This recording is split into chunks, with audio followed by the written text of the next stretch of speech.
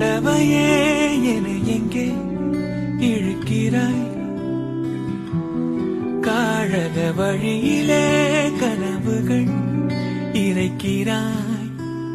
கண்ணாடி கோப்பை ஆழியில் நான் கைமீறி சேர்ந்த தேயிலை. கண்ணங்கள் மூடி ஓரமாய் நீ நின்றாலே அன்றே தேவிரை.